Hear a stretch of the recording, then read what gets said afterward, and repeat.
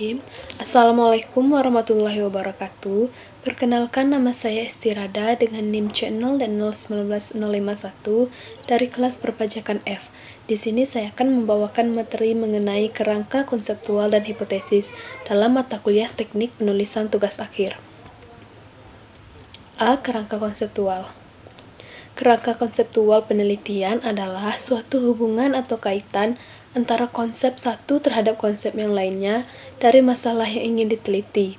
Kerangka konsep ini gunanya untuk menghubungkan atau menjelaskan secara panjang lebar tentang suatu topik yang akan dibahas. Kerangka ini didapatkan dari konsep ilmu atau teori yang dipakai sebagai landasan penelitian yang didapatkan pada tujuan pustaka, atau kalau boleh dikatakan oleh penulis merupakan ringkasan dari tinjauan pustaka yang dihubungkan dengan garis sesuai variabel yang diteliti.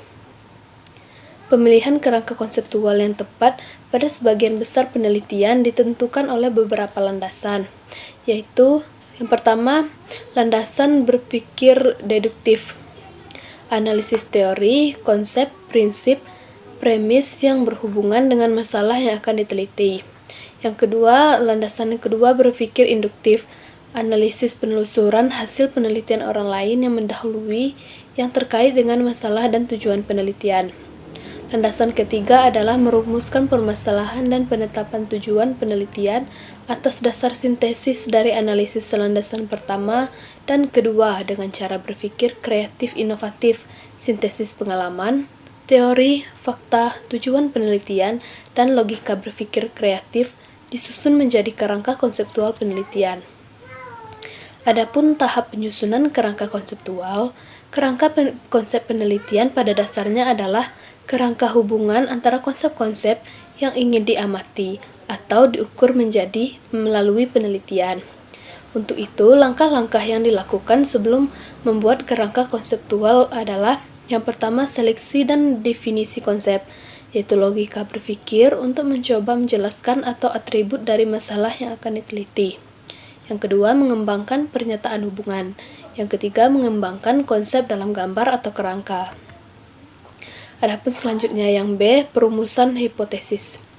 Hipotesis berasal dari bahasa Yunani, yaitu mempunyai dua unsur kata, yakni hupo atau sementara dan tesis atau pernyataan atau teori. Hipotesis merupakan pernyataan sementara yang masih lemah kebenarannya. Hipotesis adalah jawaban atau dugaan sementara yang harus diuji lagi kebenarannya. Adapun jenis hipotesis atau macam hipotesis, yang pertama hipotesis 0 atau H0 atau hipotesis statistik, yaitu hipotesis ini digunakan untuk pengukuran statistik dan interpretasi hasil statistik. Hipotesis ini menyatakan tidak ada perbedaan antara dua variabel atau tidak adanya pengaruh variabel X terhadap variabel Y. Misal penelitian berjudul pengaruh terapi relaksasi napas terhadap tingkat nyeri. Maka dalam hipotesis H0 tidak adanya pengaruh relaksasi napas terhadap tingkat nyeri. Hipotesis 0 sering disebut hipotesis statistik karena biasanya dipakai dalam penelitian yang bersifat statistik. Selanjutnya hipotesis alternatif atau kerja atau HA atau HI atau H1. Hipotesis alternatif atau kerja adalah hipotesis penelitian menyatakan adanya suatu hubungan, pengaruh, dan perbedaan antara dua atau lebih variabel. Rumusan hipotesis misalnya ada pengaruh antara senam nifas dan proses involusi pada ibu postpartum. Ada perbedaan tingkat kecemasan antara klien laki-laki dan perempuan pada infak miokard akut atau IMA.